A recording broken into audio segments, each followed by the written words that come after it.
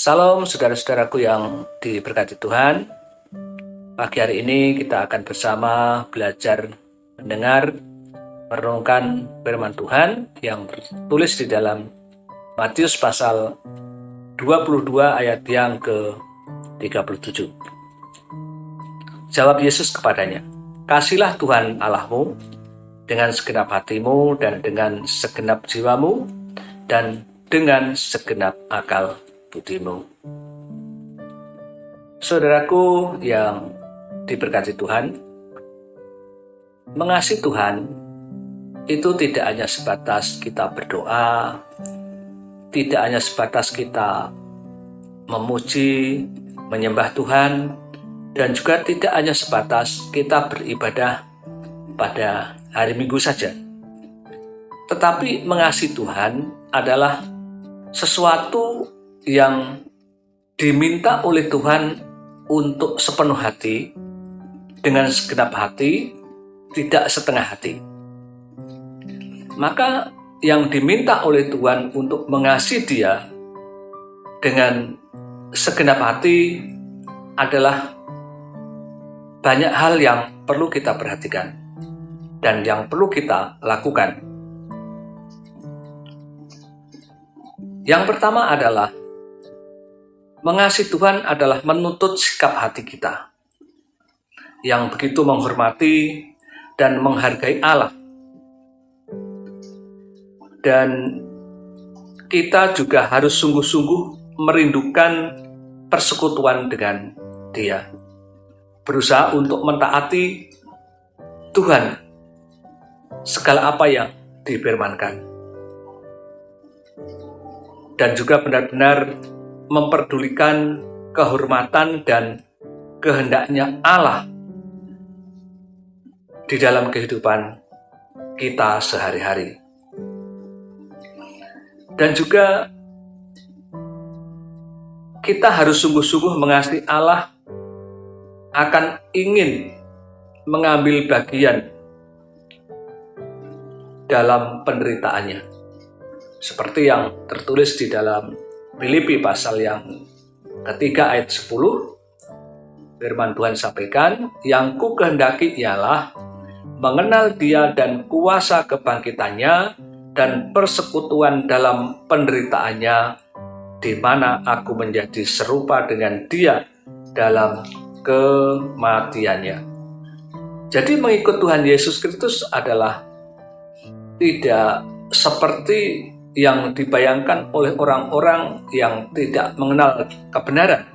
Mengikut Tuhan itu dianggap ada sesuatu yang mengenakan, hidup kita akan senang, akan mengalami pokoknya yang mewah-mewah. Tidak, tetapi mengasihi Tuhan dengan segenap hati, dengan sepenuh hati, berarti kita harus siap untuk mengambil bagian di dalam penderitaannya. Karena orang yang mengasihi Tuhan itu tentunya banyak hal-hal yang akan menerpa dalam kehidupan kita, baik hidup di dalam kehidupan sehari-hari, hidup di dalam pelayanan, dan lain sebagainya. Tentunya banyak hal-hal yang akan merintangi, menghadang kita untuk maju di dalam hidup dalam kebenaran. Saudaraku yang terkasih dalam Tuhan Yesus Kristus, dan tentunya hidup kita juga harus hidup yang intinya memuliakan Tuhan. Jadi hidup kita tidak menuruti kemauan kita, tetapi apa yang kita lakukan harus memuliakan nama Tuhan, bukan mencemarkan nama Tuhan.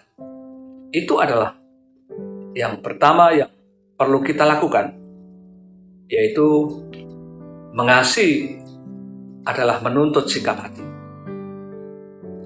Dan yang kedua, kasih kita kepada Allah adalah haruslah kasih yang sepenuh hati, tidak setengah hati, dan yang menguasai seluruh diri kita. Dan kasih yang dibangkitkan oleh kasihnya kepada kita, yang menyebabkan Dia sampai mengutus anaknya yang tunggal ke dalam dunia, itu adalah untuk kepentingan kita. Itu adalah merupakan suatu kasih Allah. Allah sudah mengasihi kita terlebih dahulu. Seperti yang tertulis di dalam Yohanes pasal 3 ayat yang ke-16. Karena begitu besar kasih Allah akan dunia ini, sehingga Ia telah mengaruniakan anaknya yang tunggal, supaya setiap orang yang percaya kepadanya tidak binasa, melainkan beroleh hidup yang kekal. Saudaraku yang terkasih di dalam Tuhan, maka kasih adalah harus dengan sepenuh hati. Dan juga yang ketiga, kasih kepada Allah adalah meliputi beberapa hal. Yang pertama adalah kita perlu kesetiaan dan ada keterikatan pribadi terhadap Dia. Inilah yang harus kita pegang teguh, bahwa kita ini adalah ada ikatan pribadi dengan Allah, supaya kita mengasihi Tuhan karena ada ikatan yang sangat luar biasa. Karena Tuhan sudah menyelamatkan kita, sudah mengasihi kita, maka kita juga harus mengasihi Dia seperti yang Tuhan lakukan, telah mengasihi kita, mengorbankan dirinya. Maka kita juga harus setia untuk mengasihi Dia dengan kesetiaan. Dan juga kita harus mempunyai iman sebagai sarana pengikat yang kokoh dengan Tuhan. Tentunya juga kesetiaan kepada penyerahan kita kepada Allah.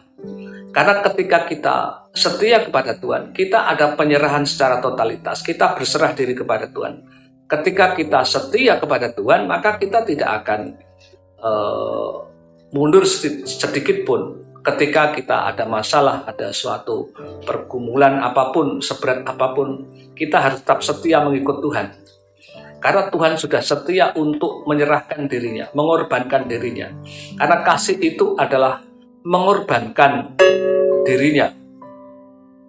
Kasih adalah berkorban untuk bukan mengorbankan orang lain. Saudaraku yang dikasihi oleh Tuhan Yesus Kristus, dan juga ada suatu ketaatan yang sungguh-sungguh yang dinyatakan di dalam pengabdian kita kepada standarnya Allah.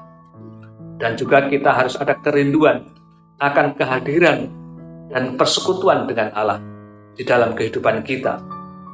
Artinya kita ada hubungan intim yang setiap saat kita lakukan di dalam Tuhan. Maka itulah tanda-tandanya orang yang mengasihi Tuhan dengan segenap hati dan segenap jiwa dan akal budi. Jadi tidak hanya setengah hati, tetapi dengan sepenuh hati. Tuhan Yesus Kristus memberkati kita semuanya. Salam.